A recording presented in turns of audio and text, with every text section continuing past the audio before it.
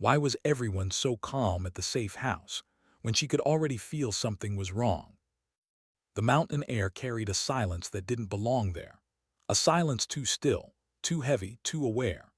Petty Officer Tessa Rivera stood on the second-story balcony of the abandoned Shepherd's compound, the barrel of her Mk-13 sniper rifle resting across her forearms, eyes sweeping the ridgelines like she was searching for ghosts.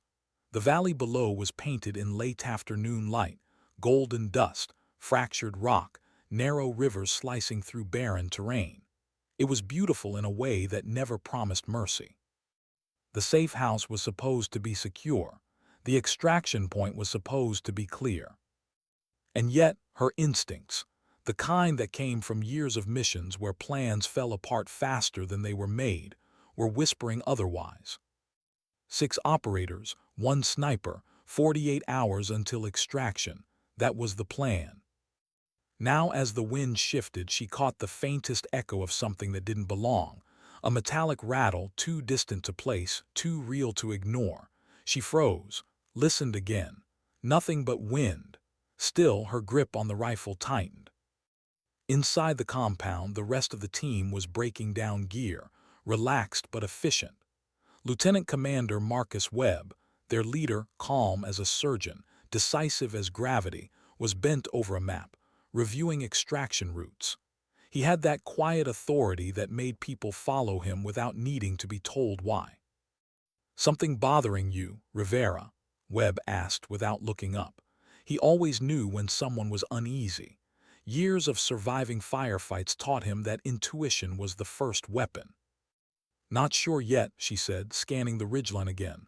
"But the valley gone quiet." "Quiet's good," Torres muttered from across the room as he cleaned his carbine. "Means they don't know we're here." Tessa didn't answer. Quiet could mean a lot of things. Sometimes it meant safety. Sometimes it meant the enemy was already closing in. The team had been inserted 3 nights earlier. Standard infiltration, low profile, no contact. The mission was simple. Enter the Panjshir Valley region near the Pakistan border, gather intel on a suspected training facility, and exfiltrate before the enemy even knew they were there. 6 people against a mountain of secrets. Everything had gone according to plan, until now. Tessa checked her watch. 1700 hours. They still had 1 full night before extraction.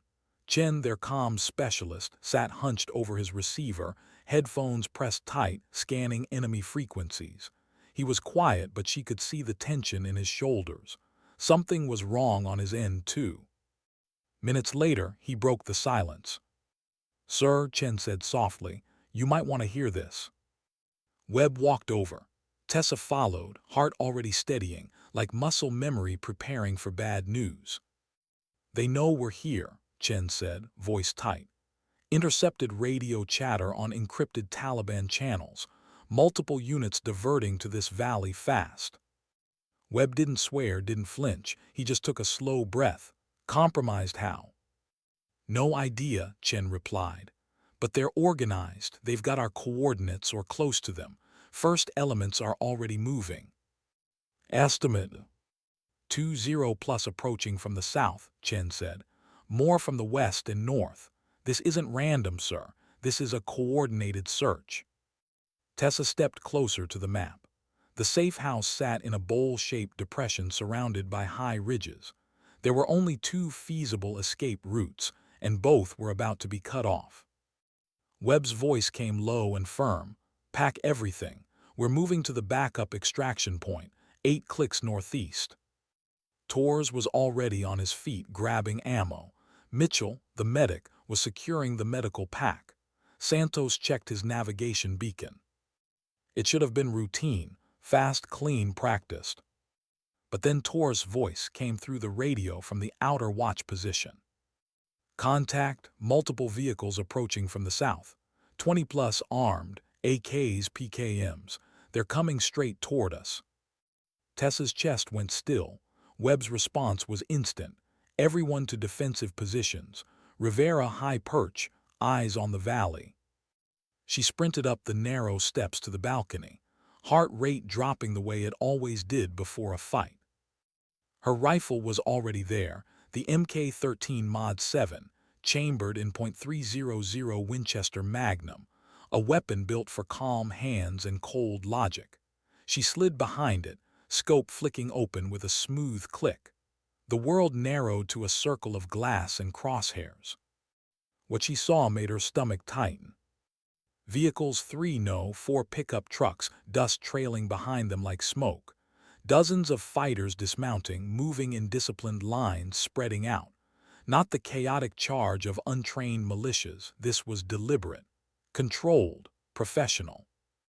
South contact confirmed, she transmitted. Estimate 25, coordinated movement. Her voice stayed steady, the way snipers learned to sound even when everything else was chaos. More from the west, Torres added. 15, maybe 20. North 2, Chen said from below. Intercepts confirm movement from all directions. Tessa's finger rested along the trigger guard, not yet pressing. She inhaled slowly, the desert air cutting cold in her lungs. They had less than 20 minutes before being surrounded. 6 people, 60 hostiles.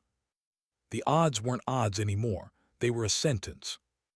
"Commander," she said quietly into the mic, "we won't outrun them carrying this much gear." Webb didn't hesitate.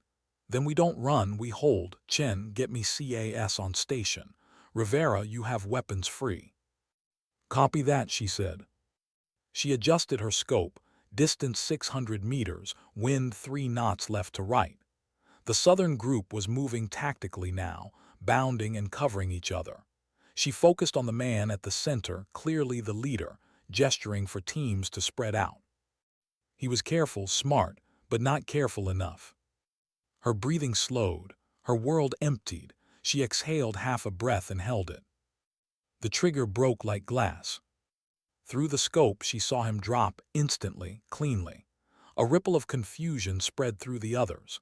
They shouted, scanning the ridge lines, looking everywhere but where she was. "Target down," she said softly into the mic. "Leadership element neutralized." "Copy," Webb's calm voice replied. "Keep their heads down." A second target appeared, a gunner setting up a PKM behind a rock. She fired again.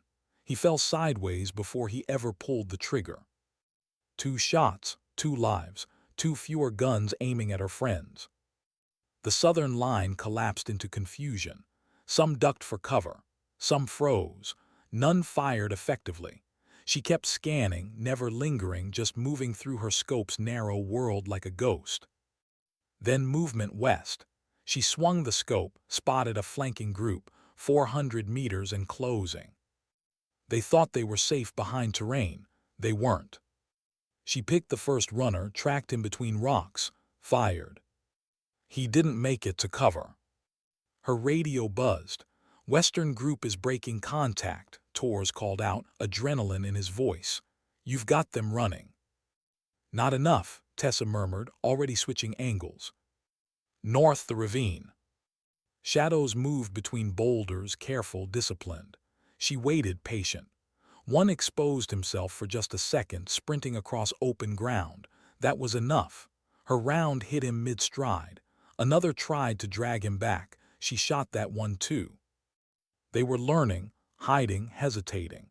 Every second of hesitation was a second the SEALs stayed alive. "Southern group reorganizing," Chen called out. "Looks like reinforcements, maybe vehicles." Tessa shifted back. Sure enough, more trucks, more fighters. Her pulse stayed steady. "Copy, I see them." One truck mounted with a heavy machine gun began rolling forward, engine rumbling, muzzle glinting in the light. If that gun got close, it could chew through their stone walls. She aimed, not at the gunner but the engine block. 3 shots, one after another. The third hit something vital. The hood erupted in smoke. The vehicle stopped cold. She exhaled slowly, the sound almost lost in the wind. "Technical disabled," she reported, "but they're adapting." The fighters were smarter now, staying behind trees, taking advantage of terrain, never exposing themselves longer than a heartbeat. That meant they'd be harder to kill. but it also meant they'd be slower to attack. West flank contact again, Santos's voice snapped through the radio. They're moving through the dead zone 10 fighters. She couldn't see them from her position. The compound shook with short bursts of rifle fire, grenades echoing off the stone. The fight was getting close now, too close for her rifle. Flank repelled, Torres reported after 30 agonizing seconds.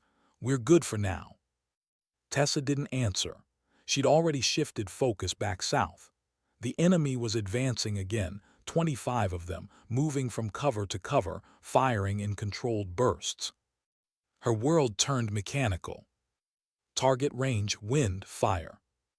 Target range, fire again. The rhythm was pure instinct, honed over years of drills and deployments.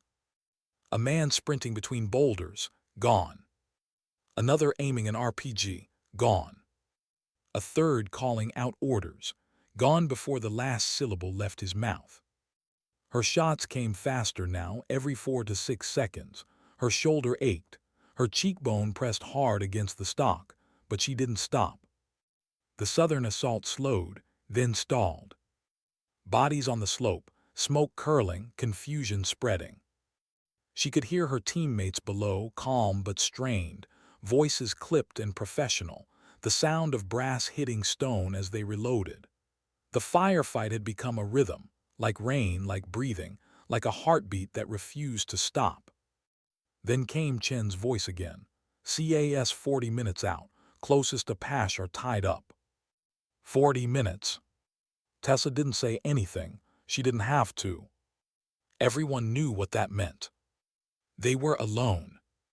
She glanced at her remaining ammunition, half her original load already gone. The sun was dipping behind the ridge, the valley falling into shadow. In the distance, she saw the southern group pulling back to reorganize. For now, they'd earned a pause. For now. She exhaled, shoulders trembling slightly as the adrenaline thinned. She looked down at her hands, steady, precise, but human. The kind of steady that costs something. The kind that keeps you alive but takes a little piece of you every time. Below her, Webb's voice carried through the radio, low and resolute. Hold the line, everyone. We just need 40 minutes. Tessa stared into the darkening valley. 40 minutes. 10 to 1 odds. A promise to keep her team alive. And somewhere inside that tightening silence, she whispered to herself, soft enough that no one else could hear it. I can do 40 minutes. But there was something she hadn't told them. Not yet. Why did the silence feel louder than gunfire? Tessa lay flat behind her rifle, cheek pressed to the stock, eyes scanning through the darkened glass of her scope. The world below had gone eerily still. No movement, no sound. Just the echo of the mountains and the faint metallic taste of adrenaline still hanging on her tongue. Her headset crackled faintly. Webb's voice came through, calm but edged with fatigue. Status Rivera. Quiet, she said softly, too quiet. Copy that, they're regrouping. Regrouping meant they were planning something worse. The sun had vanished completely, leaving the Panchir Valley swallowed in half-light. The air was colder now. Breath turned to mist. Every rock, every tree seemed sharper, crueler. Her hands were steady, but her pulse, she could feel it in her throat like a distant drum. Below, the rest of the team worked in silence. Torres checked the claymore mines they'd placed near the western approach. Santos moved from cover to cover, resetting fields of fire. Mitchell, the medic, was wrapping a strip of fabric around her arm, not a wound, just friction burned from hours of combat gear. Everyone looked exhausted, but no one said it. Tessa's scope picked up movement, faint heat signatures, small groups of figures shifting at the southern tree line. They were out there, watching, waiting. Like wolves circling firelight. Movement south, she whispered. They're not advancing yet, just repositioning. Copy, let them think we're out of ammo, Webb said. They'll come again, we'll be ready. Ready. She wanted to believe that word still meant something. Through her scope, Tessa caught a glint, a reflection off glass or metal. Someone was observing her position. A spotter. Smart. That meant someone over there knew what they were up against now, not just a small recon team, but a sniper who could make 60 men freeze in fear. She exhaled slowly, adjusting for range. One heartbeat. One squeeze. The reflection blinked out. But what worried her wasn't that they were reorganizing, it was that they'd stopped firing altogether. No probing shots, no suppression fire, just silence. That was wrong. That meant they were planning something coordinated. Her radio hissed again. "Chen, talk to me, any intercepts?" "Yeah," Chen said, voice low. "They've switched frequencies. I'm catching fragments, mention of reinforcements, multiple groups converging from different valleys. It's not just this force anymore. They're calling in everyone." "How many?" Webb asked. "Could be 80, maybe 100. I can't confirm exact numbers, but more than before." Tessa didn't react. Numbers didn't change what she had to do. But somewhere inside her, something tightened, not fear exactly, but awareness. A line between survival and inevitability. She rechecked her ammunition. 87 rounds left. Everyone had to matter. She thought briefly of something her father used to say, a retired Marine, long gone now, but his voice still lived somewhere in her head. "Numbers don't win fights, Tess. Decisions do."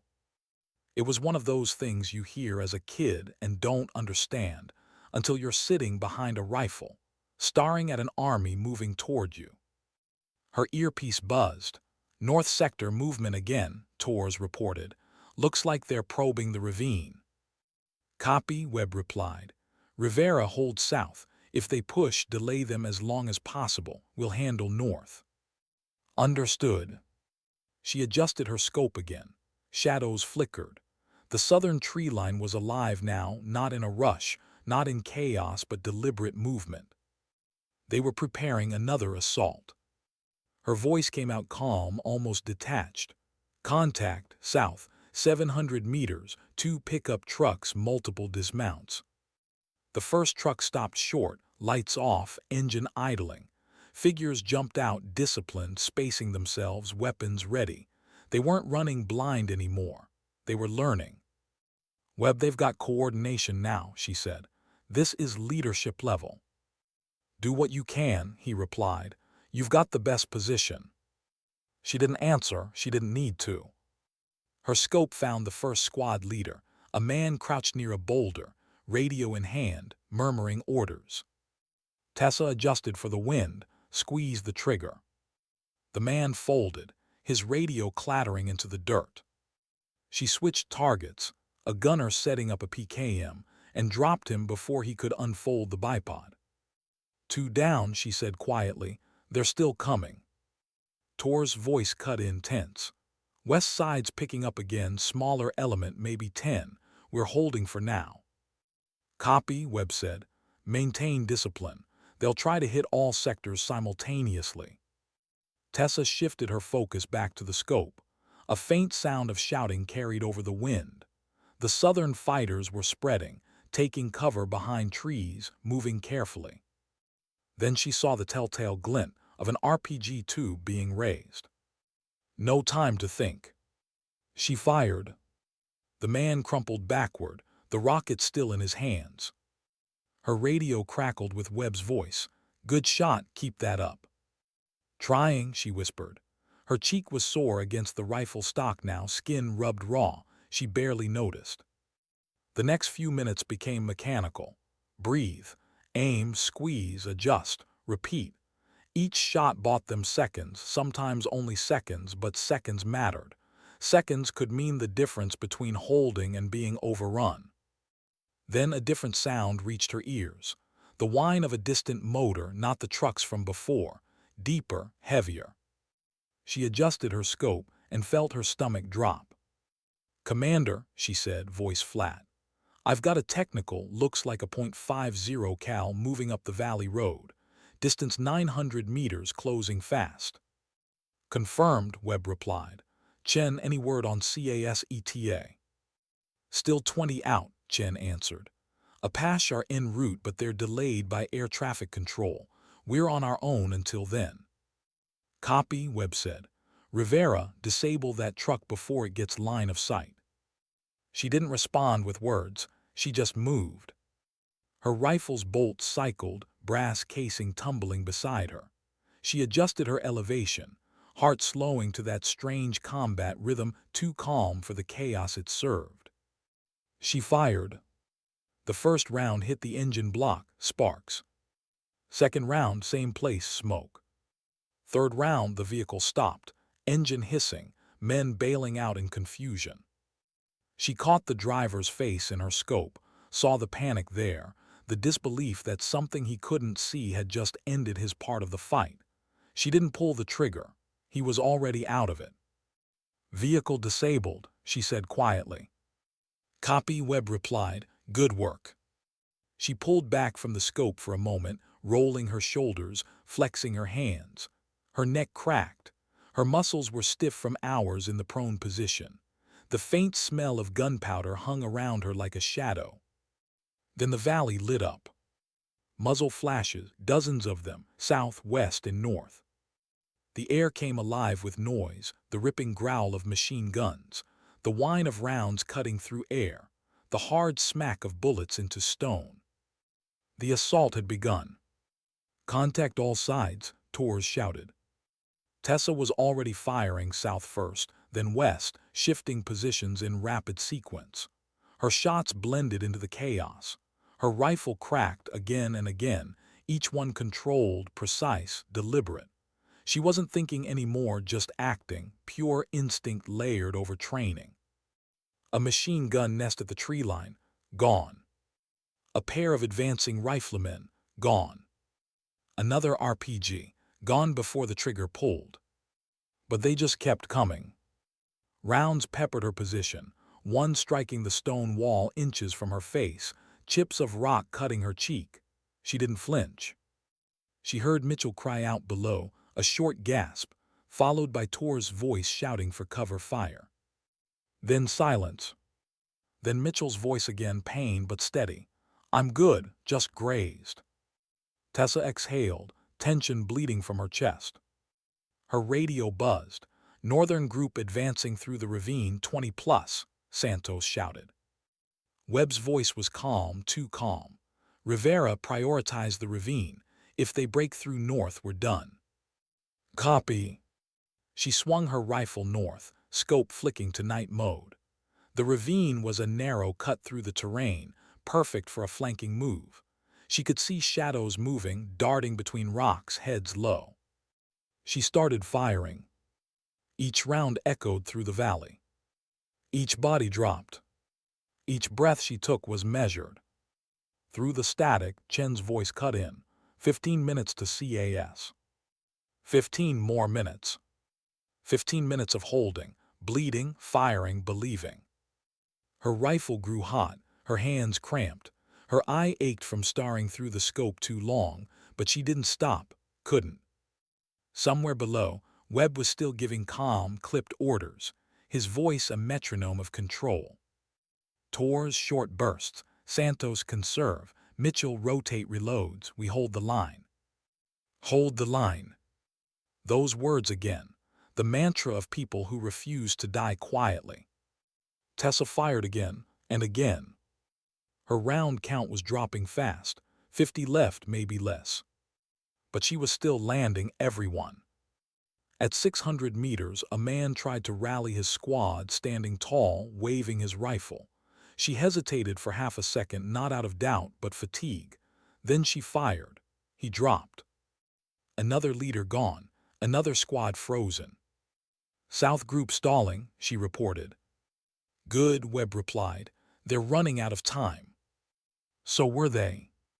Then for the first time since it began, there was a lull, no fire, no shouting, just wind. And the sound of her own heartbeat through the headset. Rivera, Webb said quietly, you still with me? Always. She adjusted her scope again, eyes still scanning. They'll wait for dark now, full push once visibility drops. Understood, Webb said. Everyone hydrate, reload, next wave's coming in minutes. Tessa drank from her canteen, the water metallic and warm. Her lips were dry. Her hands smelled of oil and brass. She wiped the blood from her cheek, not even sure if it was hers or stone fragments. She thought briefly about what fear used to feel like, that electric jolt that made your hands shake before your first firefight. She hadn't felt that in years.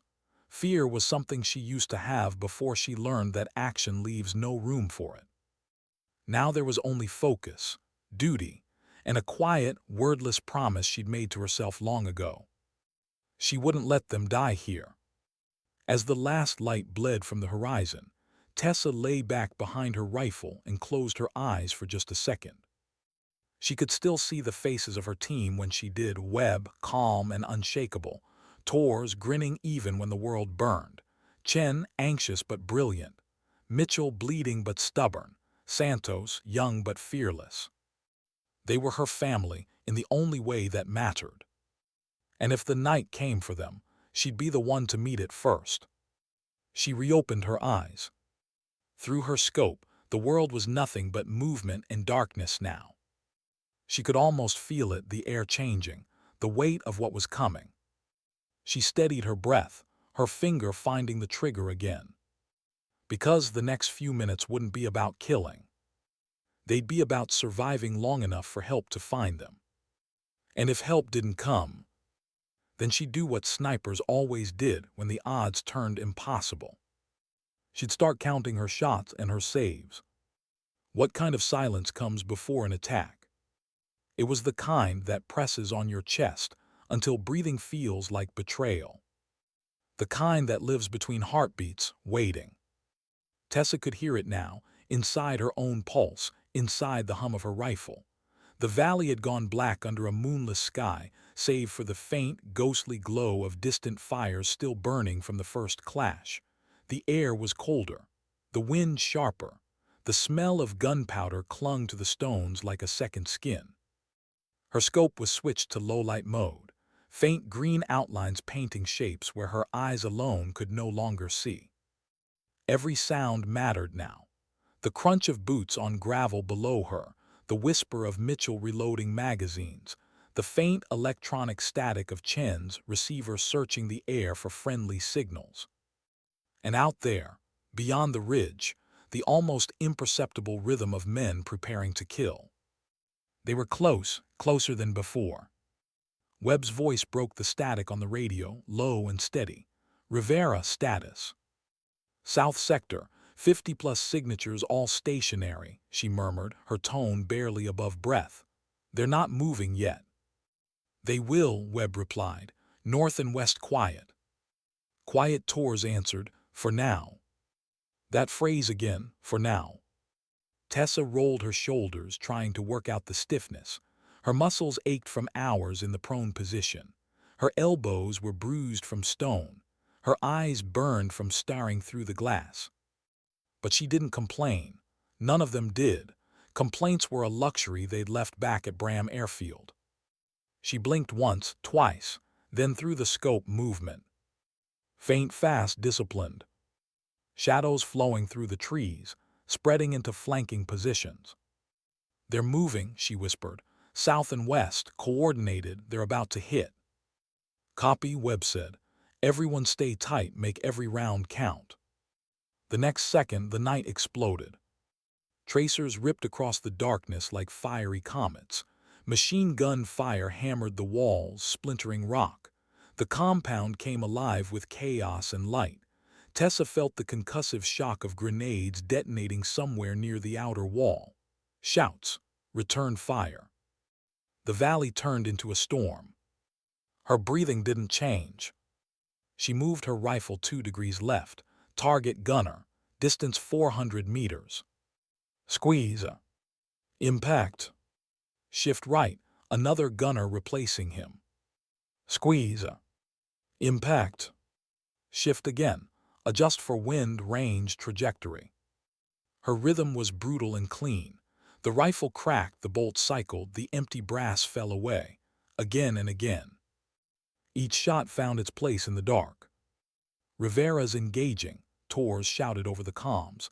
"She's cutting their base of fire." "Keep her covered," Webb ordered. "South Group is massing." She was aware of her teammates, weapons barking below, short, controlled bursts. Mitchell's low voice calling out wounded positions, Torres shouting range corrections. Every sound was its own kind of heartbeat. Then flashes in the ravine to the north. Chen's voice cut through the static. "Contact north, 15, maybe 20. Tessa swung her scope toward the movement. Shadows rushing between rocks, weaving through the dark canyon. They were trying to reach the compound before she could pick them apart. She didn't hesitate. The first one went down at 240 meters. The second at 230. Third one made it halfway before dropping. But more followed, too many. "They're using the terrain," she said between shots. "I can't get all of them." "Copy," Webb replied. "Santos, grenades at the ravine exit, now." "On it," came the reply. Seconds later, the valley flashed white, grenade detonations echoing through the rocks, throwing dust and flame into the air. Screams followed, then silence. For a moment, it felt like they'd bought themselves breathing room. But it didn't last. "Rivera south again," Torres yelled. "They're pushing hard." She spun her rifle back south. The tree line was alive again, figures emerging in coordinated waves. They were firing blind but suppressing well. Bullets smashed into the walls near her, sending shards of stone and dirt into her face. She ignored the sting, adjusted and fired again. One man fell, then another, then a third. Her rhythm returned, cold, mathematical precision. But even she could feel it, the momentum shifting. The enemy was adapting, learning her timing, her patterns. One round snapped past her ear, so close it made her flinch for the first time in hours. She blinked, heart skipping once. "Rivera, you good?" Webb called. "I'm fine," she said, though her cheek stung where a fragment of stone had cut her skin. "Still in it." Her voice was calm, but she could feel the fatigue setting in like a weight pressing down on her ribs. Every movement now took effort.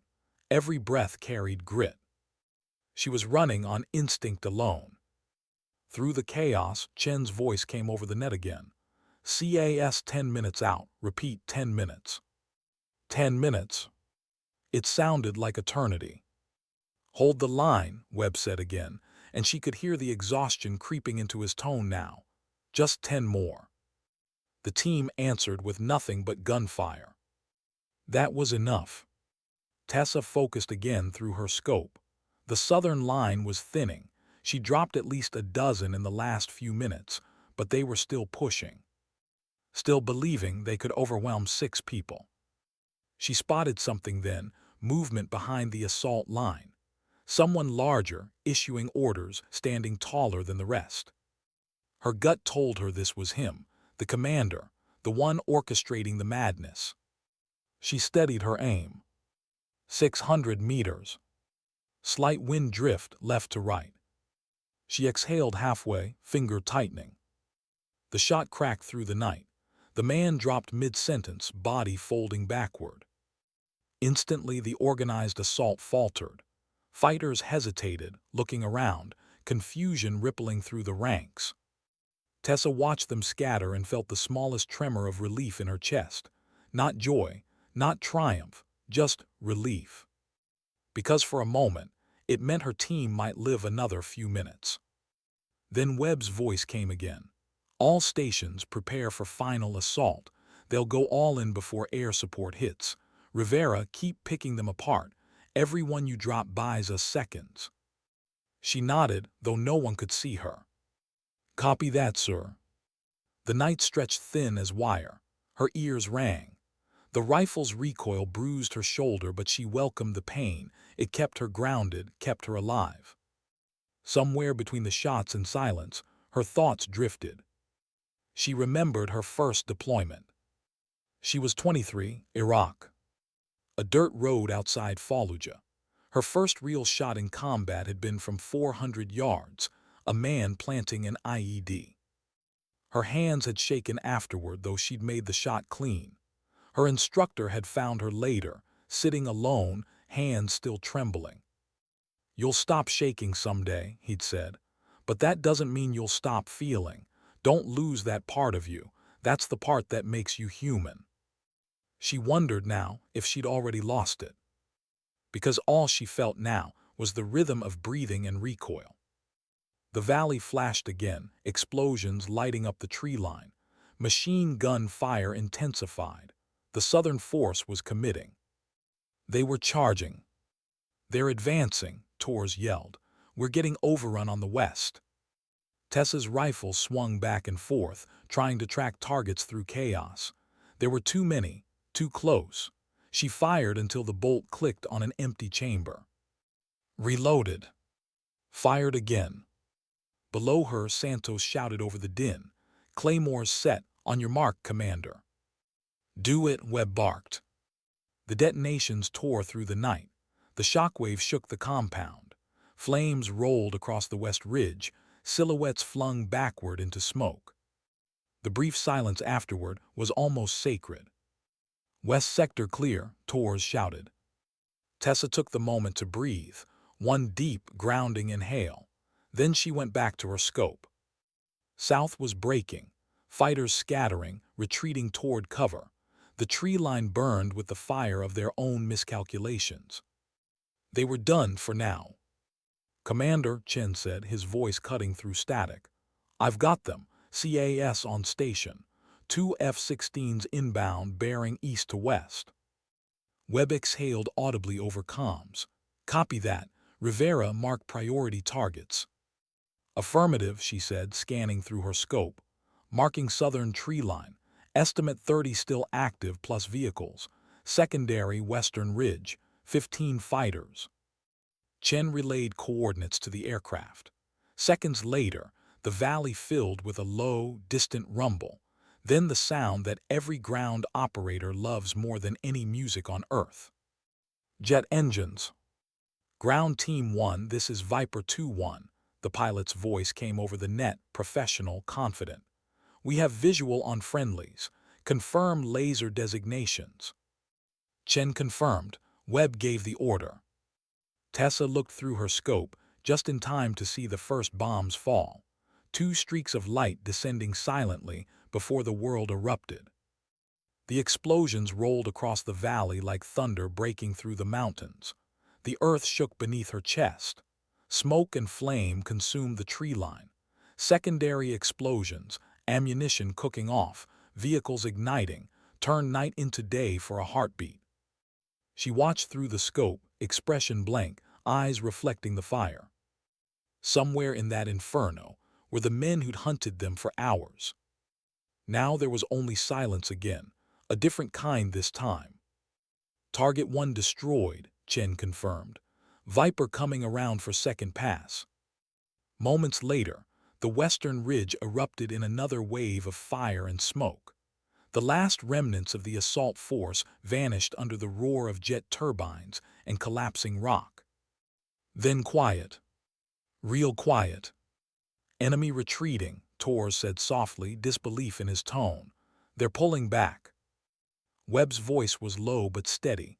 "Maintain observation. Rivera, confirm." She swept the valley through her scope. The tree line burned in slow waves. The ravine was empty. The ridge was still smoking. All she saw now were faint heat signatures, scattered, moving away. No organized groups, no assault formations, no threat. "Confirmed," she said finally. "They're gone." The radio stayed silent for a few seconds. Then Webb said the words that felt like gravity lifting. "Good work, everyone. Maintain perimeter until extraction. We're still alive." Alive. The word landed softly. Tessa laid her head back against the cold stone wall, her breath shaking for the first time since the fight began. Her hands were trembling now, not from fear, but release. The kind of tremor that comes after you've held still for too long. She fired 87 rounds tonight. 73 confirmed eliminations or suppressions. And 6 people still breathing because of it. As the flames in the valley flickered out one by one, Tessa whispered something no one else could hear. It wasn't a prayer, it wasn't thanks. It was a promise to herself, to the memory of those she couldn't save in other battles, and to the ones she had tonight. "I did my job," she murmured. And for once that was enough. But deep inside her chest, a different thought was stirring, a quieter one. What happens after the job is done? Why did silence feel heavier after survival? Tessa had heard people say that quiet was peace. But this wasn't peace. This was the kind of quiet that came after thunder, the kind that leaves your bones humming, your thoughts blank, your body still waiting for another impact that doesn't come. The firefight was over, but the valley was still burning. She lay prone behind her rifle, eyes unfocused now, watching smoke crawl across the tree line like tired ghosts. The ground was littered with brass casings, each one a story she couldn't remember firing. Her cheek was bruised, shoulder sore, palms raw from the rifle's grip. None of it mattered, she was alive. They all were. Below, the team moved like shadows in low light, wordless, methodical, professional. They checked ammo, reloaded mags, patched cuts, secured gear. The habits of survival ran deeper than fatigue. Webb stood near the compound entrance, headset pressed to his ear, speaking quietly to the air support team circling above. His tone was calm, steady as always, but even from up here, Tessa could see it in his shoulders. The weight. "CAS will hold overhead another 30 minutes, Chen reported from the comms terminal. "Extraction inbound, ETA 25. 25 minutes. After a lifetime crammed into 40. "Copy," Webb said. "Maintain observation. Nobody gets complacent." Nobody ever did, not after something like this. Tessa wiped her face with a gloved hand and felt grit grind against her skin. She hadn't realized until now how dry her mouth was. She reached for her canteen, took a sip, swallowed hard. The water tasted like metal and smoke. She stared down at the battlefield, the twisted wrecks of vehicles, the black scars of impact craters, the faint orange glow of fires that still refused to die. Somewhere out there were the remains of men she'd never know. She didn't feel pride. She didn't feel guilt. Just a strange, hollow kind of calm. Torres climbed up to her perch, rifle slung, his face streaked with soot and sweat. He dropped beside her with a groan. "You good?" he asked, voice low. She nodded, still scanning the valley. "You." He laughed softly, the sound cracked from exhaustion. "Define good." For a few seconds neither spoke, just breathing and distant wind. Then he said it, "You saved us, you know that." She didn't answer. "Seriously," he went on, "if you hadn't," he gestured toward the open valley, "they would have rolled right over us. You bought us every second that mattered." She kept her eyes through the scope, scanning, her tone even. "We all did what we had to." He studied her profile for a moment. The way her expression didn't change, her focus never wavered even now. "You ever stop to breathe, Rivera?" Her lips twitched faintly. "After extraction." He smirked, nodded, and climbed back down, muttering something about caffeine and miracles. When he was gone, the quiet returned. It wasn't until then that she noticed her hands were trembling, just slightly, just enough to feel the pulse running through her fingertips. She laid them flat against the stone to steady them. Her rifle lay beside her, barrel smoking faintly in the cold air. The weapon looked like it had aged decades in a single night, scratched, dirt-caked, still warm. She ran her hand down the length of it, not with affection but respect, the same way a soldier might acknowledge another survivor. Then Webb's voice came softly through the radio. "All stations, extraction window confirmed. 2 minutes out, be ready to move." "Copy that," she replied, already gathering her gear. By the time the helicopter came into view, a black hawk painted silver by the moonlight, the valley felt like another world entirely.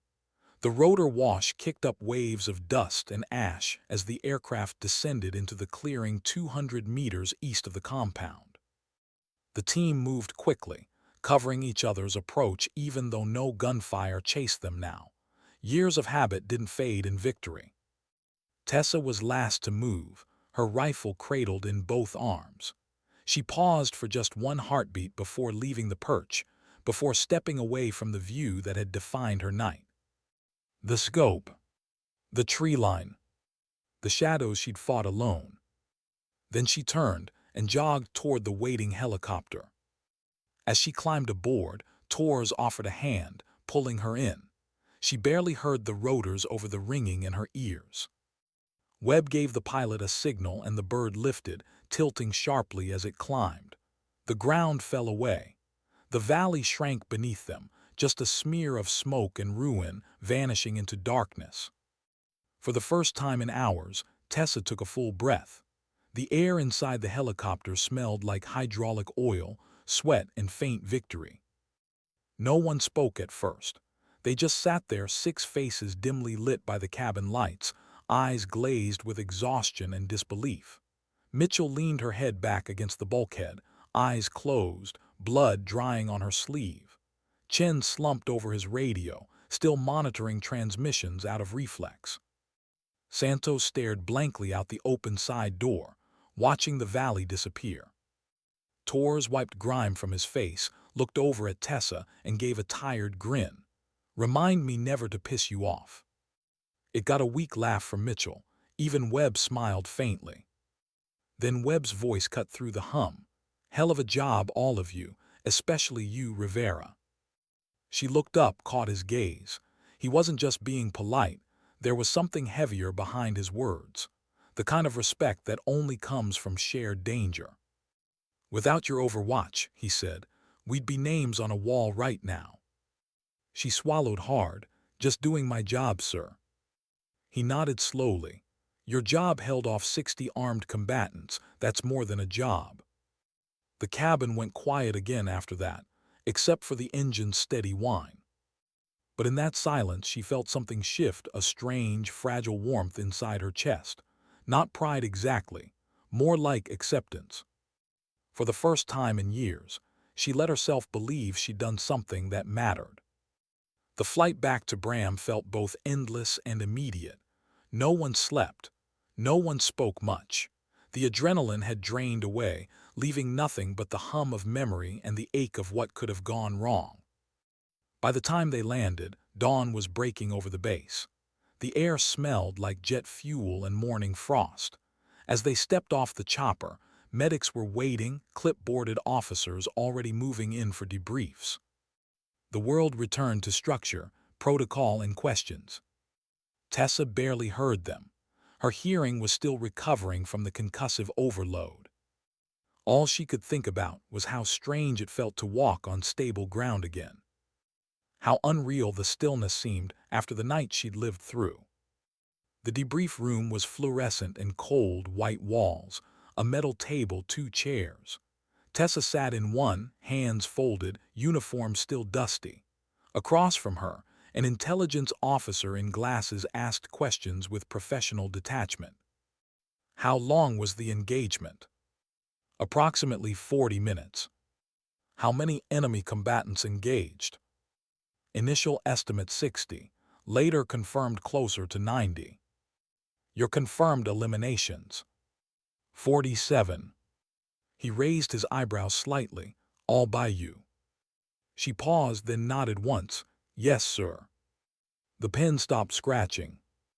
The officer looked up at her, searching her face for something.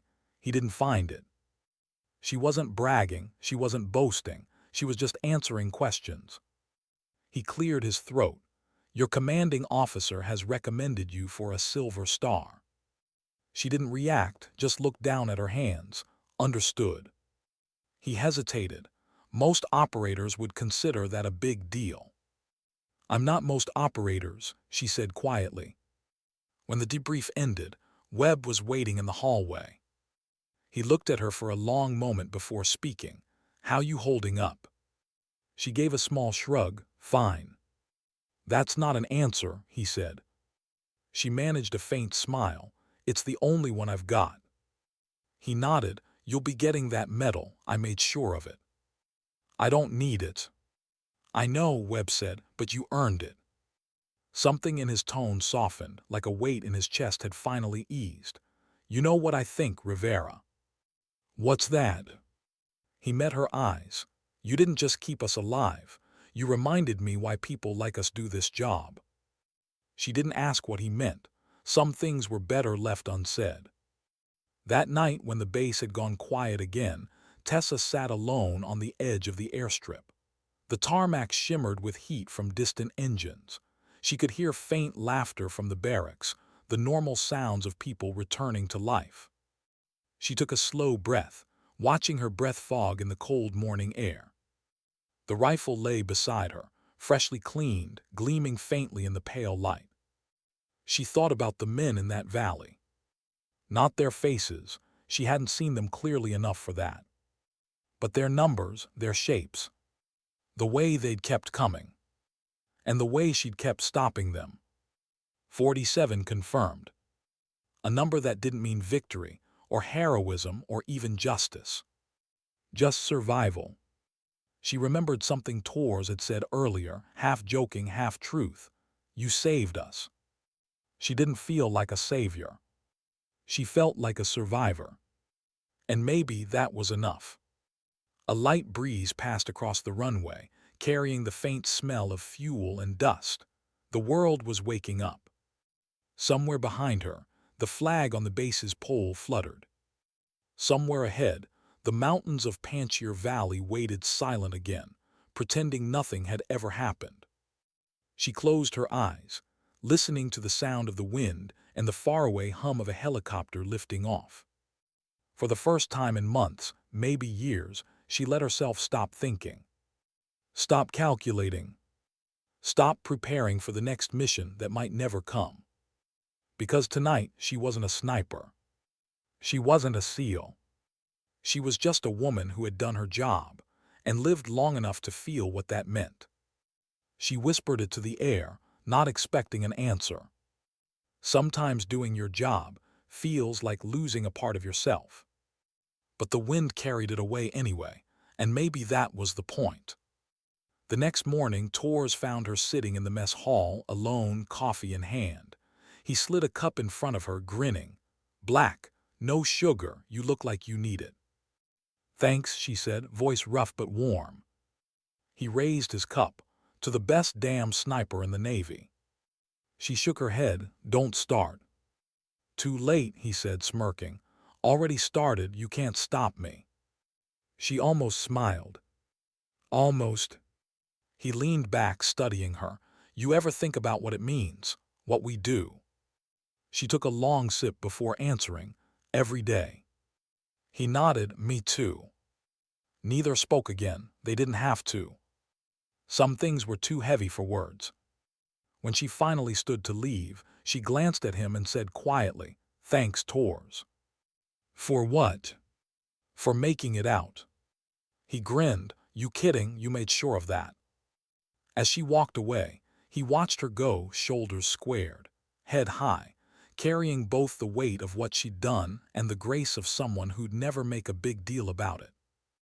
Outside, the morning sun was rising soft, golden, forgiving. It painted the airfield in warmth that felt almost unreal. And in that light, for the first time, Tessa allowed herself a small truth. She had been outnumbered, but not defeated. Because sometimes survival isn't about who fires fastest or who bleeds least. Sometimes survival is just about holding your ground long enough to remind the world and yourself that dignity doesn't speak. It simply acts. How do you come home from a war that never really ends? Tessa thought the noise would stop when the guns did. It didn't, it just changed. Now it lived inside her, soft and constant, like an echo that wouldn't fade. Every time a door slammed, she heard gunfire. Every gust of wind sounded like a round passing too close. She'd been back at Bram Airfield for 2 weeks, but her body still expected recoil, still anticipated impact. Sleep was something that came in fragments, and when it came, it brought the valley back with it. 40 minutes of survival had stretched into a lifetime inside her mind. The Silver Star recommendation had gone through. Command had already approved it. There had been briefings, interviews, photographs, an official commendation waiting for her signature. But Tessa hadn't signed yet. The medal meant recognition. Recognition meant questions. And questions meant remembering. She wasn't sure she wanted to remember anymore. It was late afternoon. The sky over the airfield was streaked with the dull orange of a fatting sun. Tessa sat alone on the outdoor bleachers near the shooting range, still in uniform, boots dusty. She hadn't come to shoot today.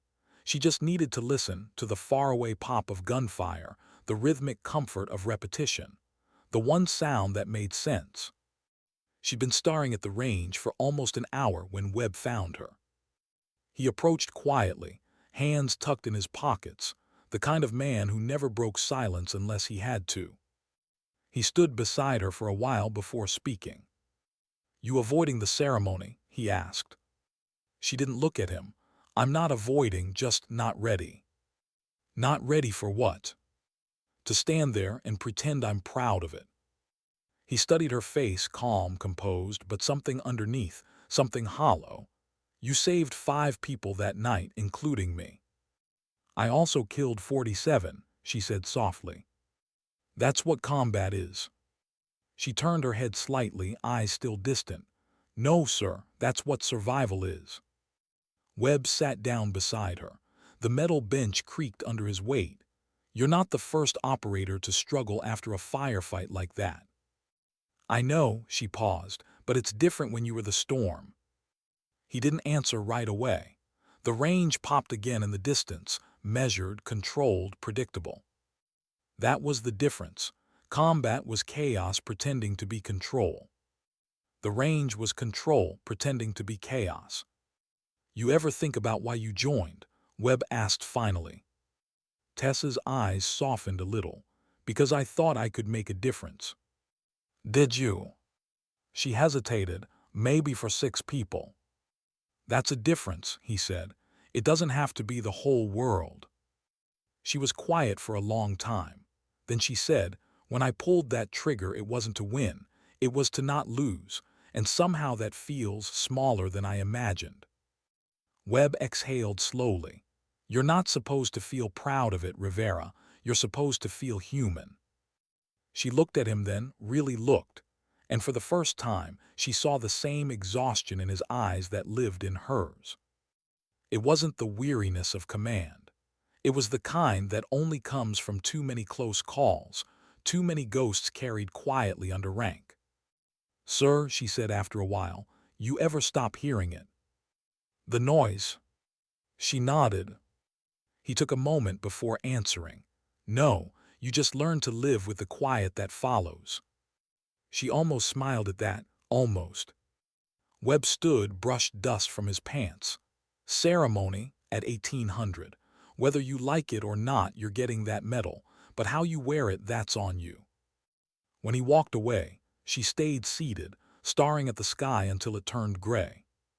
Somewhere deep down, she already knew she'd go. Not because of the medal, but because of the people who'd be there, the ones who'd seen her at her worst and still called her their teammate. The auditorium was full by the time she entered. Flags lined the stage. Rows of uniforms filled the seats. The air smelled faintly of starch and polish. A brass band played softly near the front. She hated the noise. It felt too loud, too clean, too disconnected from the reality it was celebrating. Her team was seated near the front. Torres spotted her first and grinned, whispering to Mitchell, who nudged Chen. Santos straightened his jacket nervously, his first real ceremony since joining the SEALs. They looked sharp, alive, impossibly normal. She envied that.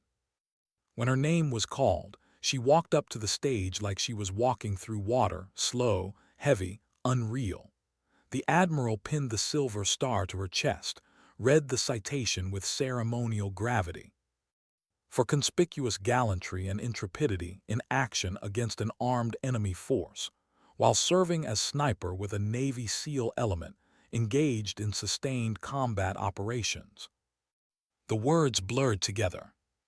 She heard phrases like overwhelming odds, exceptional marksmanship, courage under fire, but they felt distant, like they belonged to someone else. When the applause came, it felt too loud. She didn't look up. She just nodded, saluted, and stepped back into line. Afterward, the team gathered around her. Torres clapped her shoulder. "Now you're officially a legend." Mitchell rolled her eyes. She was already one. Chen handed her a coffee. "You didn't freeze on stage, that's a win." She smiled faintly, barely. Webb approached last. "You did good, Rivera, you earned this." She met his gaze. "It doesn't feel earned." He studied her a long moment, then said quietly, "Sometimes medals aren't about feeling right. They're about reminding others what right looks like." She didn't have an answer for that. She just nodded, the weight of the medal pressing against her chest like a second heartbeat. That night she couldn't sleep. The base was silent, save for the hum of generators and the far-off echo of boots on pavement. She sat by her bunk, uniform jacket hanging from the bedpost, the silver star catching faint moonlight from the window. She stared at it for a long time. It wasn't the medal itself that bothered her, it was what it stood for. 47 shots, 47 lives. And somehow, the world had turned that into a ceremony. Her mind drifted back to the valley, to the heat of the rifle, the burn in her lungs, the way the night had swallowed every sound but her own breathing. She remembered the faces of her teammates, the terror in their eyes, the unspoken trust that she wouldn't miss. She hadn't missed. Not once. And that was what haunted her. She thought of one moment, near the end, a young fighter, maybe 20, sprinting toward the compound with a rifle too big for his frame. She'd hesitated. Not long, just a breath. He looked scared, desperate. Human. Then she'd fired. Her bullet had found him like all the others. She told herself it was necessary. It was him or them. And yet, 2 weeks later, she could still see his face every time she closed her eyes. That was the cost no one saw. Not in the reports, not in the speeches, not even in the medal citation. It wasn't glory, it was gravity. She leaned forward, elbows on her knees, and whispered to the quiet room. "You can save everyone around you and still lose something inside." The clock on the wall ticked quietly in the dark. Somewhere outside, a helicopter lifted off, the sound fading into the night like the last echo of the valley. The following morning, Tessa sat in the base cafe, coffee untouched, staring at the steam curling off the surface. Torres slid into the seat across from her, looking far too awake for someone who'd just survived a mountain siege days ago. "You ever gonna drink that?" he asked, nodding toward her cup. She gave a small shrug, thinking about it. "Thinking too much is your problem." He grinned when she didn't respond, then leaned forward, elbows on the table. "You know, Mitchell said something last night. She said when you were up on that ridge, firing, she stopped being afraid. Because she knew you were watching over us. Said it was the first time in her career she felt completely safe in a firefight." Tessa blinked, safe. "Yeah," he smiled softly. "You made us feel that way." She looked down at her coffee, voice low. "I don't know if that makes me feel better or worse." Torres tilted his head. "It's not supposed to make you feel anything. It's just true." He stood, clapped her shoulder, and said as he walked away, "You don't have to like being a hero, Rivera. You just have to live with being one." She stared after him, silent. The word hero sat wrong in her stomach. Heroes were myths, stories told by people far away from the noise. She wasn't a hero. She was a woman who'd done her job in a place where failure wasn't an option. And maybe that was enough. That evening, she went to the armory. The range was empty now. just the faint hum of lights and the smell of gun oil. She unlocked her rifle case, pulled out the Mk-13, and laid it on the bench. It gleamed under the fluorescent light, perfect, cold, familiar. Her hand hovered over it like she was afraid to touch it. "This isn't who you are," she whispered. But she didn't know if that was true anymore. She cleaned it anyway, every piece, every screw, every inch of carbon buildup. Not because it needed it, because she did. The rhythm of it calmed her. It gave her back a sense of order the world no longer had. When she finished, she looked at her reflection in the rifle's scope, the faint outline of her own tired eyes staring back. For the first time since the firefight, she smiled. Not out of pride, but out of peace, small, temporary, but real. Because maybe this was what healing looked like. Not forgetting, not glorifying, just learning to live with what stayed. She packed up the rifle, switched off the lights, and walked out into the cool night. The wind was soft, the stars sharp. And somewhere deep in that quiet, she heard it, not the noise of war, but the faint rhythm of her own heartbeat, steady, alive. A reminder that sometimes, survival is its own kind of victory. Why did it feel harder to stand on a stage than behind a rifle? Tessa had spent years training to steady her hands under fire, to slow her breathing when chaos demanded calm. But now, standing in front of cameras and microphones, she couldn't steady anything. Not her hands, not her thoughts, not her heart. They'd called it a recognition event. Public affairs, press, dignitaries, people in suits instead of camouflage, words instead of bullets. To her, it felt like a different kind of ambush. Only this time, the shots were questions. The auditorium smelled of polished wood and artificial pride. Flags stood tall behind the podium, their edges sharp under the lights. She wore her dress blues, the silver star glinting against the fabric. The cameras loved it, the story of the Navy SEAL sniper who'd held off 90 insurgents alone. Reporters leaned forward, hungry for headlines. Petty Officer Rivera, what were you thinking when you realized you were outnumbered? How did it feel to know the entire valley was depending on your aim? What was going through your mind when you took your first shot? She wanted to tell them the truth, that she hadn't thought at all. That combat wasn't a moment of glory. It was a long stretch of terror broken by seconds of clarity. That her hands had moved faster than fear, and her heart had stayed quiet because it had to. That heroes didn't think, they endured. But she couldn't say any of that.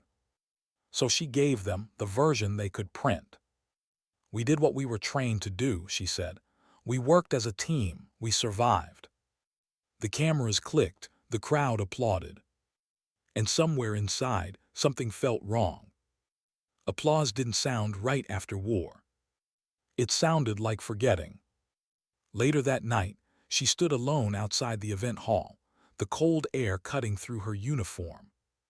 The applause still echoed faintly in her head, overlapping with another sound, the stutter of gunfire in the dark mountains. Different worlds, same heartbeat. Webb found her again, quiet as always. He joined her by the railing, watching the stars over the distant hangars. "You did fine in there," he said. She shook her head. "I lied." He looked at her. "What part?" "All of it." He didn't argue, he knew. The truth of survival wasn't something you could fit into interviews or headlines. It lived in silence, in the moments no one wanted to hear about. "You did what was expected," he said finally. "Expected doesn't make it honest," she replied. He gave a small smile. "You still think honesty and survival belong in the same room." She almost laughed at that, almost. He continued, his tone softer now. "You can't tell them what it's like, Rivera. Not really. You try, they nod, they quote you, they turn it into something they can understand. But war doesn't translate, it only echoes." She looked up at the night sky, her breath fogging in the air. "I wish it didn't echo so loud." Webb's gaze followed hers. It'll fade, not disappear, but fade, like a scar you stop tracing. He started to walk away, but paused. And when it does, make sure you're not still standing in the dark waiting for it to come back. Then he left her there, alone with the stars and the quiet hum of generators somewhere in the distance. 2 weeks later she was home, or what counted as home. A small house near Virginia Beach, tucked between the ocean and the base. Clean, quiet, orderly. Too quiet. She'd spent years longing for peace. Now it unnerved her. The refrigerator hummed, the floor creaked when she walked, the world felt too soft, too slow. In the valley, she'd known what to do every second. Here, she didn't know what to do at all. Her phone buzzed every few hours, reporters, podcasts, even a documentary producer. They all wanted the same thing, her story. She ignored them all. The only person she answered was Torres. He called every few days, never for long, never with questions, just to check in. You sleeping? Eating? You good? She always said yeah, even when it wasn't true. That's what teammates did. They lied to protect each other, even from their own ghosts. Sometimes she'd hear laughter in the background of his calls, other SEALs, probably drinking, decompressing. And she was glad for that. They deserved to laugh. She just couldn't join them. One morning she woke up before dawn out of habit, not rest. The light coming through her window was pale, uncertain. She dressed, laced her boots, and drove to the range. It was empty at that hour. She set up her rifle, not to train, not to test, just to feel something familiar. She went through the motions like a prayer. Load, aim, breathe, fire. The shot echoed, sharp and clean. Then another. And another. Each one found its mark. Each one was perfect. And each one hurt a little more than the last. After the 10th round, she lowered the rifle, exhaling slowly. She realized she wasn't trying to hit targets. She was trying to remember who she was before she became one. The instructor on duty, an older chief with weathered eyes, walked over quietly. He recognized her. Everyone did. Hell of a story you got there, he said. She didn't look up. It's not a story. He nodded, leaned against the stall wall. That's what I mean. They stood there in silence for a long while before he spoke again. You know, they'll turn you into a myth now. That's what happens. They'll forget you're a person. She finally looked at him. Maybe that's easier. He studied her for a moment. Yeah, for them. Then he walked away, leaving her alone with the smell of powder and the ghosts of her own echoes. That night she dreamt again. The valley, the smoke. The faces. But this time, something was different. She was back on the ridge, rifle steady, scope glowing in the dark. The sound of fire filled the air, but she wasn't shooting. She was watching. Watching herself. The other Tessa moved like a machine, precise, unfeeling. Each pull of the trigger looked too clean, too easy. And when the last shot rang out, the version of her in the dream turned, staring straight back through the scope, eyes cold, expression unreadable. Tessa woke up drenched in sweat. It was still dark. The ocean outside whispered faintly, calm, endless. She sat there for a long time, hands gripping her knees, waiting for her heart to slow down. Then she whispered to the dark, the same words that had carried her through the valley. I can do 40 minutes. But this time, the voice didn't sound like strength. It sounded like exhaustion. A week later, she found herself standing at a high school gym. A friend from public affairs had asked her to speak to students. Just a few words, they'd said. You'll inspire them. She said yes before she could find a reason not to. Now she stood before rows of faces, barely old enough to understand what real fear was. The principal introduced her with dramatic reverence. A real American hero, ladies and gentlemen, Petty Officer Tessa Rivera. Applause filled the gym. She felt it in her bones like an old bruise. When the microphone was handed to her, she hesitated. For once, she didn't know what to say. She could tell them about duty, sacrifice, honor, the safe words, the expected script. But something inside her refused. So she spoke quietly, truthfully. "When I was your age," she began, "I thought courage was about not being afraid. But it's not. Courage is being terrified and doing what you have to anyway." The gym went still. No whispers, no movement. Just silence. "I've seen what happens when fear wins," she continued. "And I've seen what happens when people stand their ground even when it costs them something. Sometimes you walk away with medals. Sometimes you just walk away." Her eyes softened. Both matter, both are survival. She stepped back from the mic. No applause this time, just quiet, heavy, and real. And for the first time since the valley, that silence didn't feel wrong. It felt honest. That evening, Torres called. "Heard about the school thing, you actually spoke, voluntarily." "Don't sound so shocked," she said. He laughed. "No, just surprised. You don't usually do people." "Neither do you." "Touché." He paused, then added, seriously though proud of you, not for the medal, for saying what no one else does. "Thanks," she said softly. He hesitated. "You sleep better these days." "Sometimes." "That's something," he said. "Sometimes is better than never." After the call ended, she stood by her window, looking out at the quiet street. The world outside looked normal again. Kids playing, porch lights glowing, wind brushing through trees. It felt strange to be part of it, stranger still to want to be.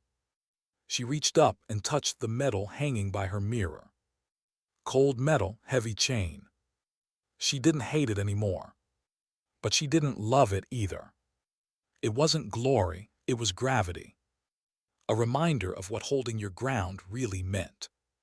She let it hang there, turned off the light, and sat in the dark for a while, breathing, listening, alive. And as the night settled around her, she realized something she hadn't understood before. Peace doesn't come all at once. It comes in small moments. Like quiet after applause. Like breath after fear. Like forgiveness after survival. And sometimes that's enough. Why did the letter have her name on it again? It had been 3 months since she'd left active combat rotation. 3 months since the firefight that changed everything.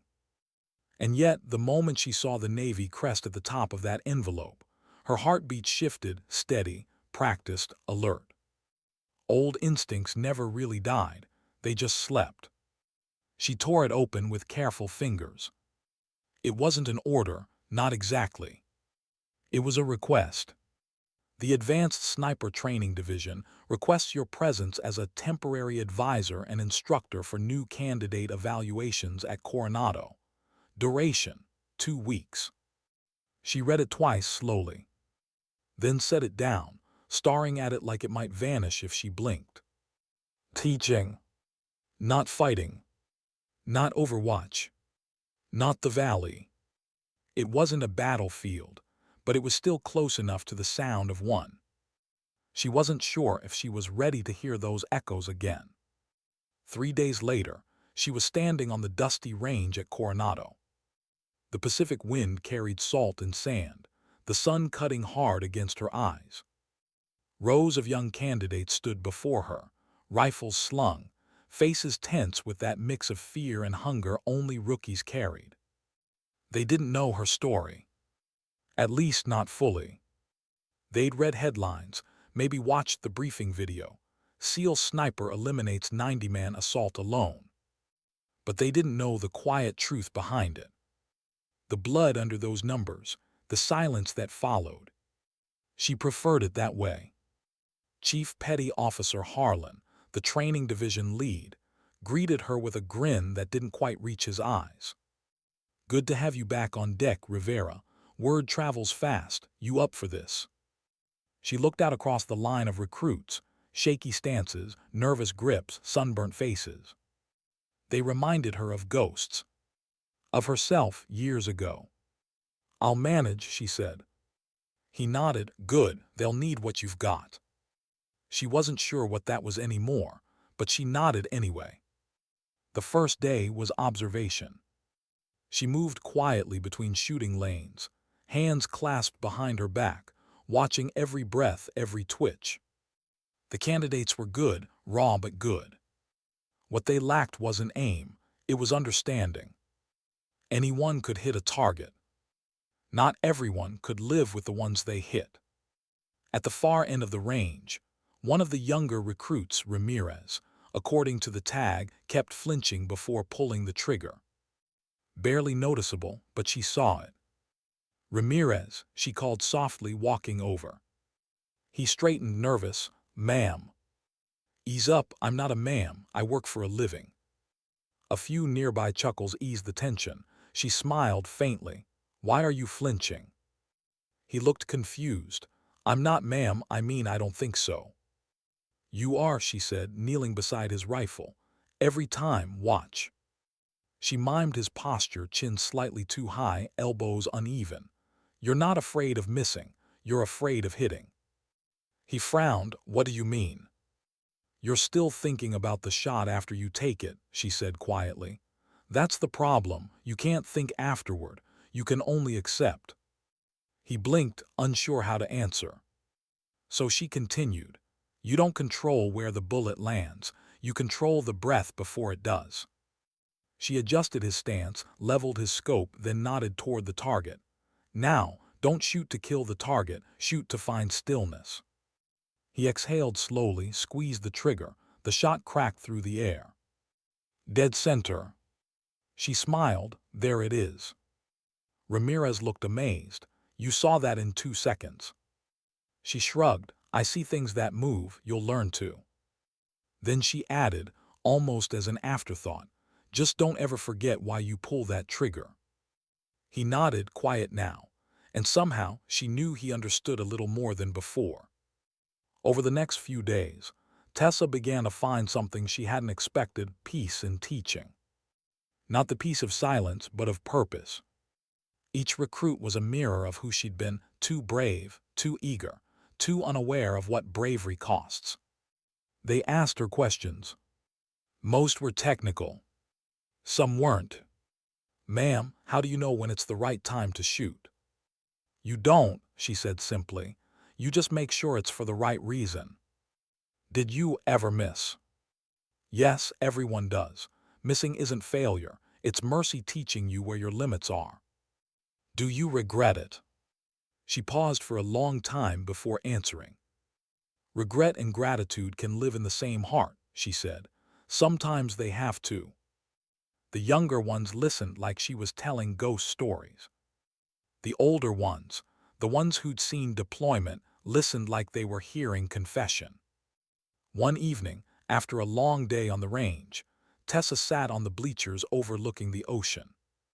The horizon glowed red from the setting sun, waves crashing rhythmically against the shore. Harlan joined her, 2 coffees in hand. "You're good with them," he said, sitting beside her. "You've got that calm that scares the hell out of rookies." She smirked. "That's just age." He chuckled. "No, that's understanding." They sat in silence for a while before he spoke again. "I heard about Panchir Valley. Never said it before, but hell of a thing." She didn't answer, just stared at the sea. "I also heard you never talk about it," he added gently. "Because everyone already has," she said quietly. He nodded. "Fair, but maybe that's why you should." She looked at him, brow furrowed. "Why?" "Because they'll listen to you. You lived what most of them can't imagine. You could tell it right, not the news version, the real one." She didn't reply right away. The idea scared her more than combat ever had. Telling the truth meant reopening everything she'd worked so hard to close. "I'm not sure anyone wants to hear that truth," she said. He shrugged. "Maybe not, but someone will need to." She watched the waves for a long time after he left. Maybe he was right. Maybe silence wasn't healing anymore. Maybe it was just hiding. The next morning, she gathered the recruits for one last talk before the end of training. They stood in a semicircle around her, rifles slung, eyes sharp. She took a slow breath. No notes, no script, just honesty. When you look through a scope, she began, you'll think your job is about precision, about control, but it's not. They were silent, listening. It's about responsibility. You'll hold power that most people can't imagine, the power to decide moments that others will remember forever. That's not something to be proud of. That's something to carry with humility. She walked slowly along the line, her tone steady. I've made perfect shots that still keep me awake at night, and I've missed shots I'll always be grateful for. You'll learn the same thing, one way or another. Her eyes met Ramirez, for a moment the kid from the first day, and she smiled faintly. Don't let them turn you into a story, be a person first, a good one, the rest will follow. No applause, no cheers. Just quiet, understanding nods. The kind that meant she'd said what mattered. When the training cycle ended, she stood alone on the range one last time. The wind tugged gently at her hair, the ocean distant but constant. For the first time in a long while, she didn't feel haunted by the sound of a shot. She felt grounded by it. She thought of Webb, of Torres, of the faces she'd fought beside. And she realized something she hadn't seen before. Survival wasn't the end of the story. Living afterward was. She picked up her rifle, adjusted the scope, and aimed at the farthest target, not to prove anything, not to test herself. Just to feel the calm between breaths. She inhaled, held, exhaled. The trigger broke clean. The bullet hit true. But this time, she didn't look for the mark. She just listened to the echo fade, softer than it used to be. And for once, she didn't flinch. That evening, she walked along the shoreline. The sand was cool beneath her boots, the sky washed in amber. A group of new recruits ran past, their laughter blending with the surf. It felt like the world had found balance again, noise and peace coexisting, like they were supposed to. She reached into her pocket and pulled out something small, a single spent casing, polished smooth from her cleaning kit. The last one she'd kept from Panchir Valley. She turned it over in her hand, feeling its weight. It didn't feel heavy anymore. It felt like closure. She threw it gently into the waves. It disappeared without a sound. Goodbye, she whispered, not to the valley, not to the ghosts. To the part of herself that had stayed there too long. The tide came in and carried the moment away, the water erasing her footprints behind her as she walked. And as the horizon darkened, she realized something simple, quiet, true. She hadn't come back the same. But she'd come back human. And maybe that was enough. How long does it take to stop living in the moment you survived? Tessa used to think the answer was time. But time wasn't healing anything. It was only teaching her how to live with what didn't fade. It had been nearly a year since Panchir Valley. The world had moved on, as it always did. The news stories had quieted. The Navy had rotated teams. The metal had collected dust inside a glass frame she never looked at. Life kept going, only slower now, quieter, like it was giving her space to breathe. And for the first time in years, she started to believe that maybe she didn't have to be at war to feel alive. The letter came in late spring, smaller this time, less official. It wasn't an order. It was an invitation. Memorial Ceremony, SEAL Team 5, Panchir Valley Operation. Bram Airfield, April 16, 900 hours. She read it twice, her chest tightening a little at the date. April 16, the day the firefight began. Part of her wanted to ignore it, to leave that part of her life sealed in silence. But another part knew she couldn't. You can't heal what you won't face. So she went. The airfield hadn't changed much. Same smell of jet fuel and sea salt. Same hum of engines somewhere beyond the horizon. But walking across it now felt different. She wasn't reporting for duty. She wasn't carrying a rifle. She was carrying memory. Rows of chairs faced a small stage set against the rising sun. A memorial wall stood nearby, black granite, polished, reflecting the sky. Names etched deep. Not everyone had made it back from Panchir Valley. Some had fallen during the follow-up operations in nearby sectors. Their names were here now, carved, remembered, eternal. Tessa stood before the wall for a long time, her hands tucked behind her back, the reflection of her own face blending with the engraved names. It felt strange, seeing herself reflected among the dead. Like she existed halfway between the living and the remembered. Webb was there too, older now, gray at the edges, the same steady eyes. He approached quietly, hands in his pockets, the faintest smile on his face. "Didn't think you'd come," he said. She shrugged lightly, "Neither did I." He nodded toward the wall. "They'd be glad you did." She looked at the names again. "They're the reason I did." He studied her profile, calm, still, stronger in a way that had nothing to do with rank or reputation. "How have you been?" She thought about the right answer, then gave the honest one. "Trying to live like it wasn't all for nothing." He smiled faintly. "That's all any of us can do." They stood in silence for a while.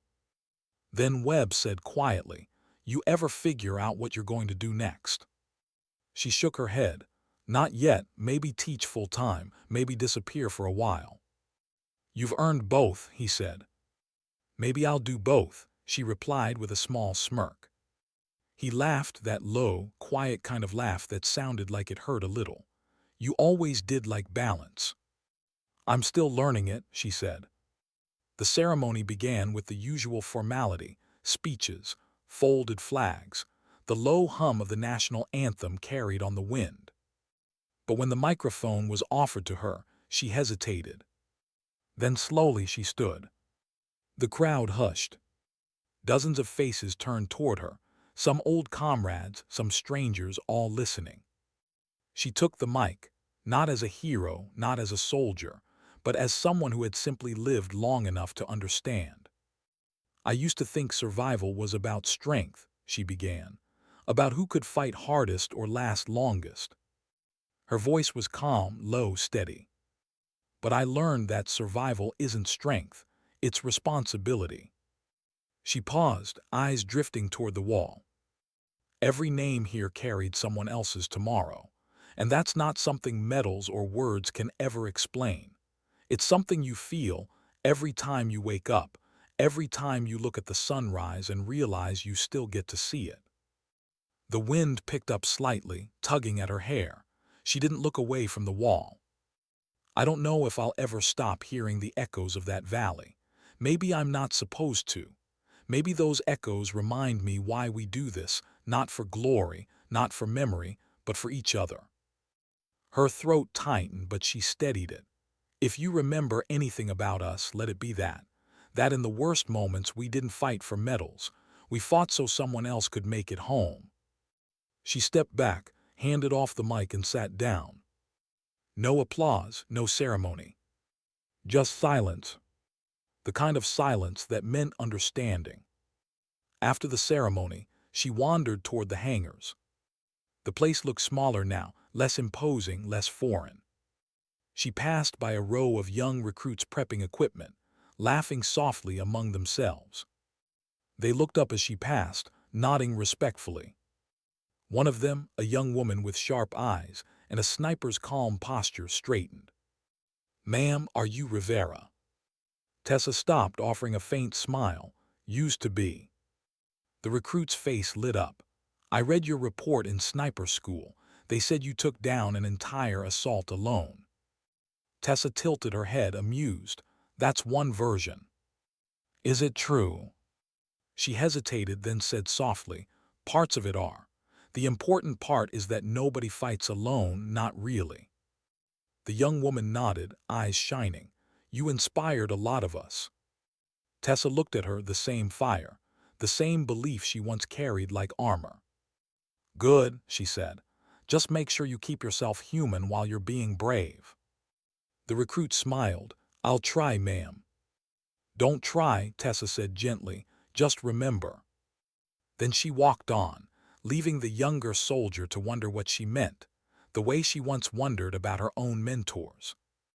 Later that evening, as the airfield emptied, she found herself sitting at the edge of the runway again, the same spot where she'd sat the night after the firefight. The sun was dipping behind the horizon, painting the sky in soft gold. The same sky, a different woman beneath it. She took a slow breath, closing her eyes. The sound of the wind through the hangars was the same rhythm she'd once mistaken for gunfire. Now it sounded like peace. She reached into her jacket and pulled out a folded photo, the team, taken years ago. Torres grinning, Mitchell throwing up a hand signal behind Webb's back, Chen mid-laugh. And her serious, quiet, unaware the camera had even clicked. She traced her thumb over the edges, smiling faintly. They had all changed. All carried pieces of that valley with them. But they'd made it back. And maybe that was the only victory that mattered. When darkness finally settled, she drove to the coast. The ocean stretched out before her, endless calm, reflecting the stars like shattered glass. She stood barefoot at the edge of the surf, letting the cold water wash over her feet. She'd come here after every deployment once, to remind herself the world was still beautiful. Tonight it felt truer than ever. She whispered to the horizon, voice low, steady. "You don't have to be unbreakable to be strong." The waves answered softly, rolling over the sand like applause that didn't need sound. She thought about everything she'd carried, the guilt, the pride, the questions that never found answers. And she realized something simple, almost poetic. The mission was never to destroy. It was to endure, to hold a line long enough for peace to find its way back. She smiled, eyes closing, wind tugging gently at her hair. There were no ghosts in the silence anymore, just memory. And that was okay. Because memory wasn't punishment. It was proof she'd lived. As she turned to leave, her phone buzzed. A text from Torres. "Heard you spoke at the memorial. You finally found your words." She typed back. "No, just stopped running from them." He replied a minute later. "That's the same thing." She laughed softly, the first real laugh in months, then slipped the phone into her pocket and walked toward her truck. The night sky stretched wide above her, endless and forgiving. And somewhere inside her chest, the hum that had once been noise had turned into rhythm, steady, quiet, alive. She drove home with the windows down, the wind rushing in, the world open again. The stars followed her all the way. And as the ocean faded behind her, Tessa whispered one last truth, not to the world, not even to herself, but to the silence that had carried her this far. Sometimes dignity doesn't speak. It simply acts.